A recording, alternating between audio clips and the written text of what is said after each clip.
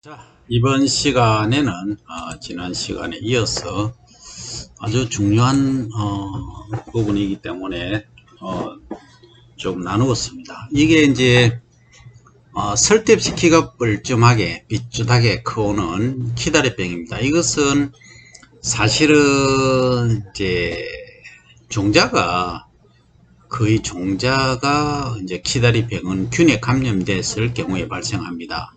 그러면 이 종자 소독을 요즘은 이제 온탕침법이라고 해서 많이들 하고 있습니다. 농촌진흥청에서 연구 개발된 방법이죠. 60도에서 65도씨에 뱁씨를 60도씨인 경우에는 10분에서 15분, 그리고 65도씨인 경우에는 7분에서 10분 정도 담그는 그런 경우입니다.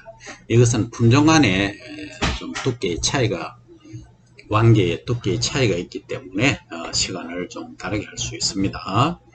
그 다음에 이렇게 말이잖아요. 요것은 마른병 이렇게 부르고, 그 다음에 여기 한번 보세요. 뭐가 이제 이렇게 출현이 되다가 썩어가는 거, 요거는 썩음병이라고 하고, 그 다음 잎에 보면은 반점이 이렇게 생기잖아요. 요게 이제 잎도열병이고, 이 도열병을 어떤 사람은 벼가 열받아서 죽는다는데 그거 아닙니다. 생육성병입니다. 그 다음에 도열병은 이삭에도 발생하고 잎에도 발생하고 심각한 피해를 가져올 수 있어요. 그래서 사실은 지금까지 수백억의 전 세계적으로 보면 수천억 의 연구비를 투입했습니다. 이 도열병균 잡으려고. 근데 레이스가 상황에 따라서 시시각각으로 변합니다. 레이스가. 그래서 솔직히 이 잡는 것은 불가하다는 결론입니다. 감기하고 똑같다 이렇게 보시면 되죠. 그 다음에 잎집 무늬 마른병입니다. 잎집에 무늬가 말라가는 것을 잎집 무늬 마른병 이렇게 말합니다. 그 다음에 여기 보시면 전체 포장이 흰 잎 마른병이라고 하는데 잎이 하얗게 이렇게 마르죠, 그죠? 요게 이런 경우에는 주로 이제 아까 저희들이 봤지만 그 침수되는 경우에 물이 빠지고 나서 이렇게 마른 경우도 있고, 태풍이 지나갔을 때 이런 현상이 나타나는 경우가 다수 있습니다. 그 다음 줄무늬 잎마른병. 이 무늬가 한번 보세요. 약간 길이식으로 이렇게 길쭉하게 무늬가 생겼죠. 잎에. 요것을 줄무늬 잎마른병 이렇게 부르고, 그 다음에 이제 키가 안 크면서 이 까맣게 된 줄이 생기는 겁니다. 이것은 검은줄 무늬 오갈병 이렇게 부릅니다. 자, 그러면 더 상세하게 보면은 오갈병 아까 봤고, 깨시무늬병, 세균성 벼알마른병, 이상누룩병, 이상마른병까지 지난 시간에 다 봤었습니다. 그죠? 그러면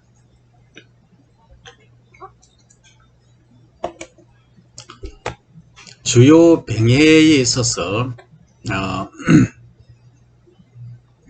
키다리병에서 이상마른병까지 한번 보도록 할게요. 키다리병은 발생이 많은 지역은 파종할 종자를 살균제로 침지 소독한다. 이것은 이제 일반 관행재배법이고, 만약에 이것을 친환경 재배를 하려고 하면 여기다가 이제 60에서 65도씨 조금 전에 설명드린 대로 온탕침법, 실제 온도는 사실 45도 넘어가면 열탕이죠. 열탕인데 우리가 칭하기로 온탕으로 했습니다. 그래서 온탕침법 이렇게 따라주시면 되겠습니다. 그러나 이 이름에 대해서 저는 아직 조금 이의를 제기합니다만 열탕침법이 맞지 않느냐 이렇게 생각합니다. 어쨌든 그 다음 모마른병, 이것은 극단적인 고온이나 저온에서 많이 발생하므로 상자 육몇 때 온도 관리를 잘 하면 된다 하는 거죠.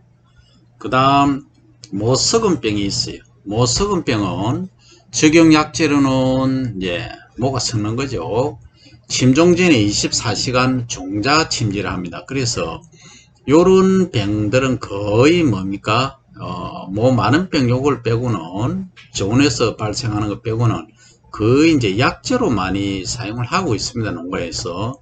그래서 이제 친환경 인정받는 마을이나 재배 지역이 아니면 요즘은 이제 전력별 공동체라는 게 있어요. 옛날에는 쌀 전업농 이렇게 이야기를 했는데 지금은 전력별 이제 공동체래 이렇게 이야기를 하죠. 여기서 이제 주로 합니다. 그러면 이제 공통적으로 벽실을 소독하는 기계가 있어요. 거기서 이제 소독을 하죠.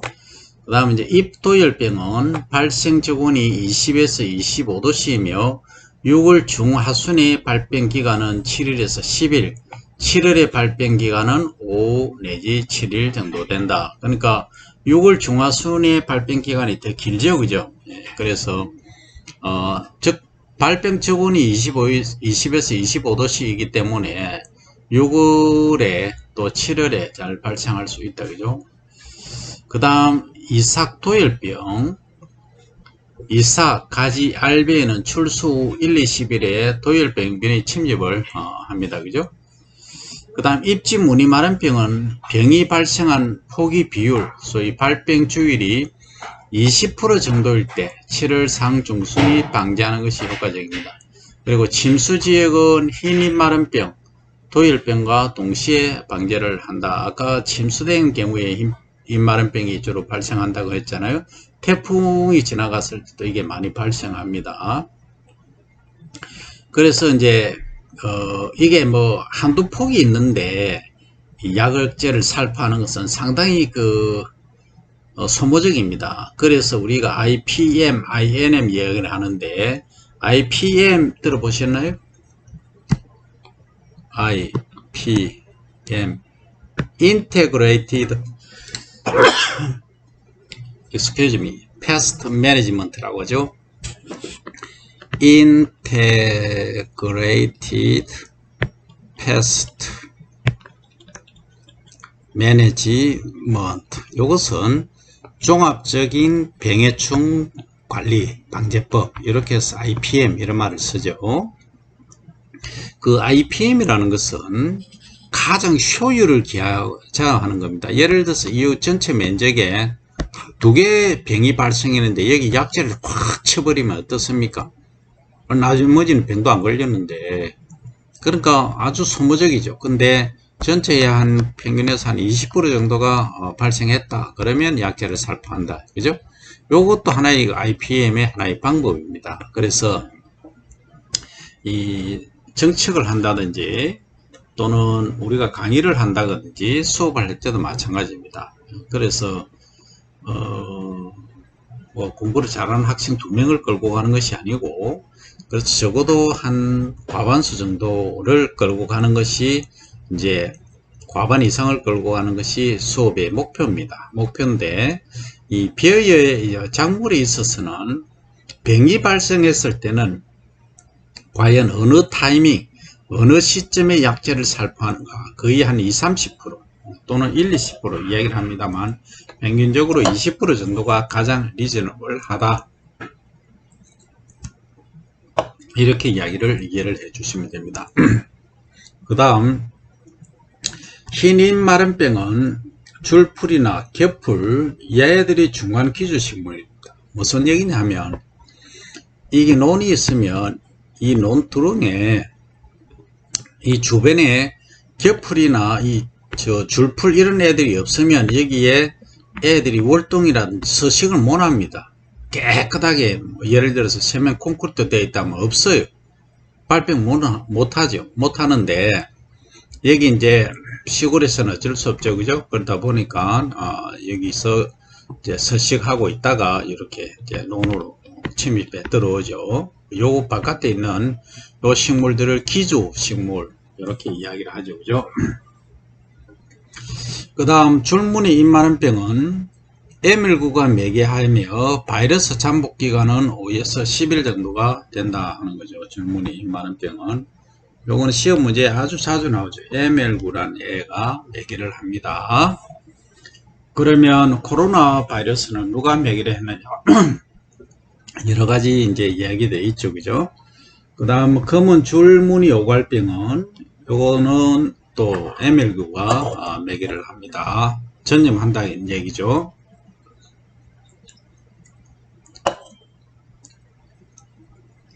그리고 바이러스 잠복 기간은 7일에서 23일 정도고, 그 다음에 이제 도갈병 디지즈 오갈병이죠. 요것은 흑동매미충하고 번개매미충 매개한다. 그래서 바이러스 잠복 기간은 20일에서 25일 정도 된다. 그 다음 가시무늬병은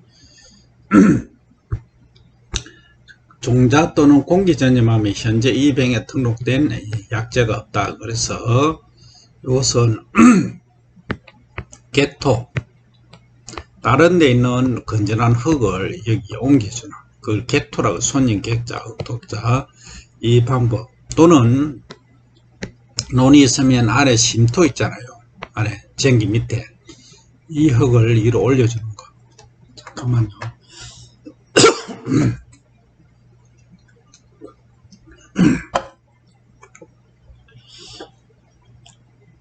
목이 영 이상하게 잠깁니다. 화이팅 할게요. 이렇게 이제 아래쪽에 미량 성분, 미량 요소들이 많이 있을 경우 위로 이렇게 뒤집어 올려주는 거죠. 그러면 위에 있는, 원래는 여기는 화학 비료만 거의 시용을 하고 있잖아요, 우리가. 그러면 미량 요소들이 이렇게 밑으로 쌓이가 있어요. 쌓이가 있는 거 흡수가 지금 안 되고 있어요. 뿌리가 얕게 내려서 청근성으로 위치를 하다 보니까 아래쪽에 있는 그 미량 요소를 흡수를 못해요. 그래서 이렇게 이제 뒤집어 올리는 거죠. 그래서 믹스웰 하면은 잘 혼합이 돼서 미량 요소를 흡수를 할 수 있다는 거죠. 그렇게 하면은 이게 이제 개토가 1번, 두 번째는 심토를 위로 뒤집는 거, 이게 2번이 되겠죠. 이렇게 해서 가시무늬병을 방지할 수 있다. 그 다음 세균성 배알마름병은 출수 후 4 내지 5일 이내에 가장 많이 발생을 하더라 하는 거죠. 그 다음에 이삭 누룩병, 이게 깐풍이병이죠, 그죠? 이삭 벨때 병원균이 이삭에 들어가 발병하며 검은 누룩을 형성하는 경우를 말합니다. 그 다음 이삭 마름병은 이삭목이 오염이나 이삭목이 고사되거나 알배가 변색 등에 의해서 이삭이 말라지는 경우가 되어 있습니다. 여기까지 여러분들 시간을 한 2분 드릴 테니까 요약을 해 보시기 바랍니다.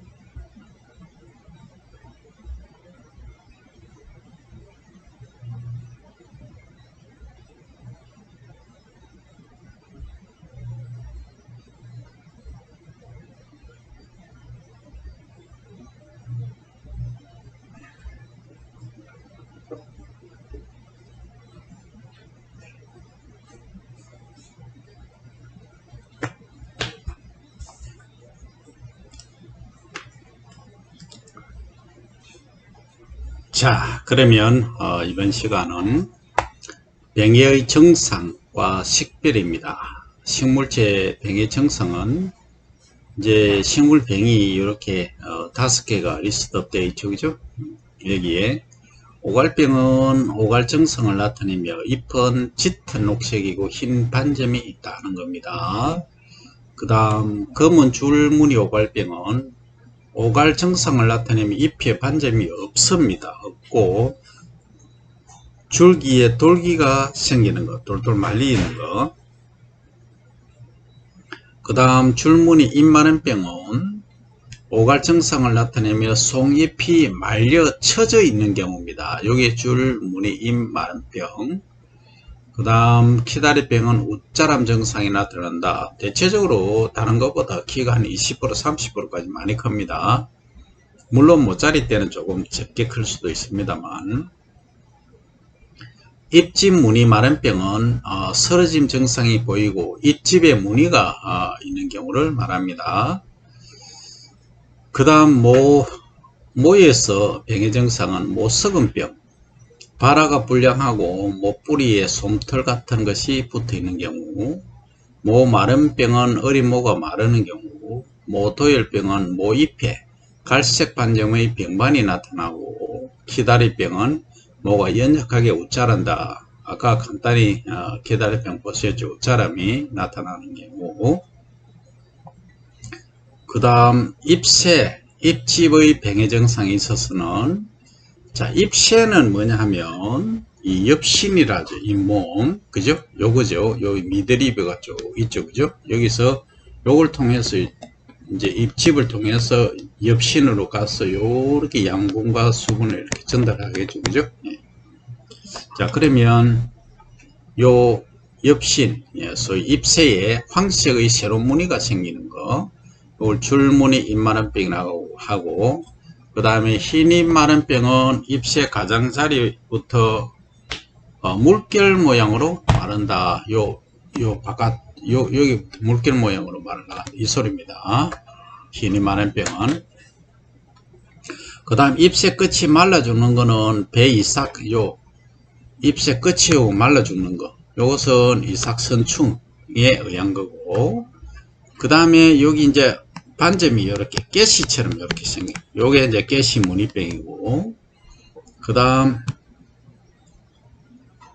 잎도열병은 만성형과 급성형 크게 두 가지로 나눌 수 있는데, 만성형은 잎새의 갈색 반점의 방추형 이렇게 병반이 이렇게 나타나고, 그 다음에 잎도열병은 회백색의 방추형 병반이 나타납니다. 그러니까 갈색이냐 회백색이냐, 조금 어떻게 보면 비슷할 수도 있습니다만, 전문가적 입장에서 보면은 잘 구분해야 되겠죠. 그 다음, 잎집 무늬 마른병은 잎집에, 여기 이제 잎새가 나오는, 요게 이제 둘러싸고 있는 게 잎집이죠, 그죠? 여기에 잎집에 둥근 갈색 무늬가 있고, 내부가 회백색이다. 요것이 잎집 무늬 마른병. 그 다음 이삭에 있어서는 어떤 증상이 나타나느냐. 이삭은 이렇게 우리가 그릴 수 있겠죠.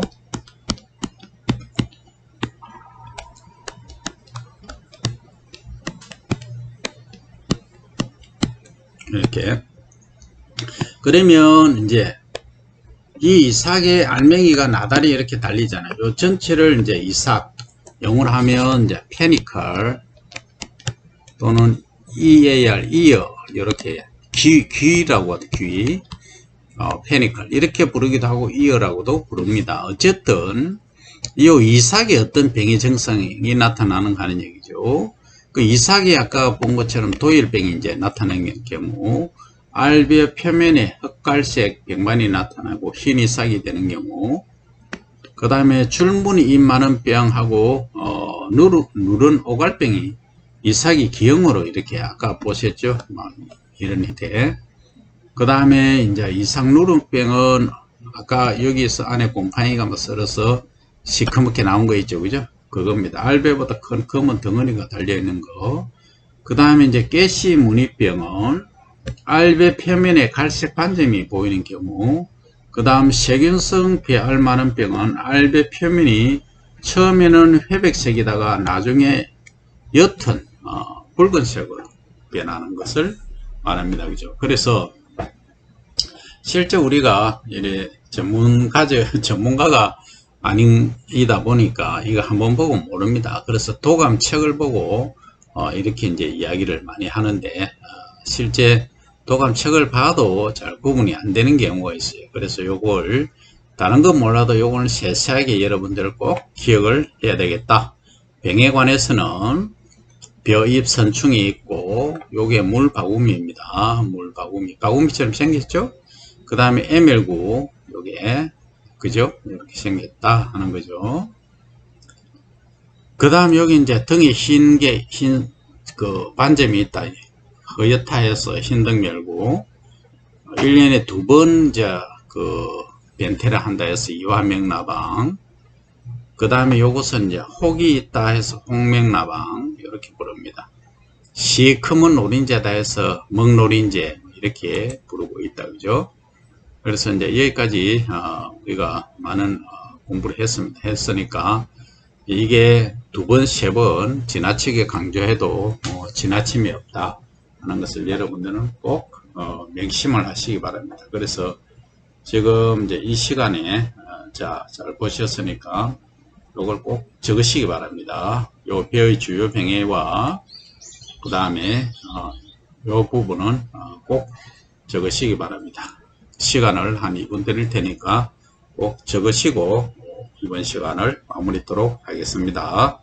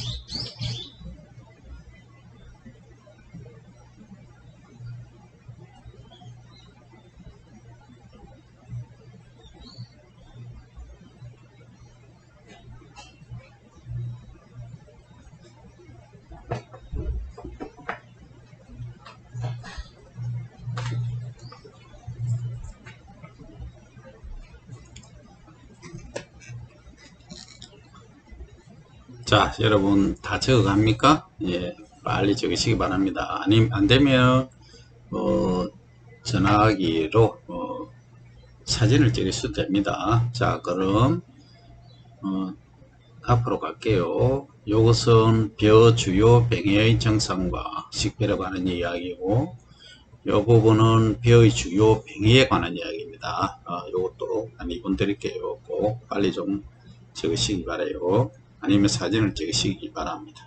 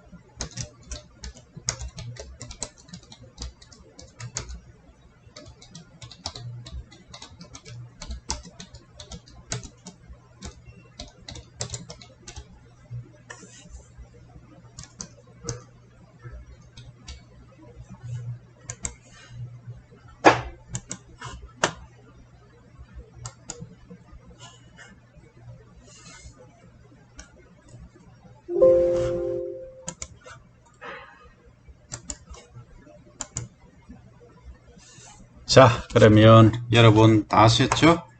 이번 시간은 여기까지 하고 See you next time 하겠습니다.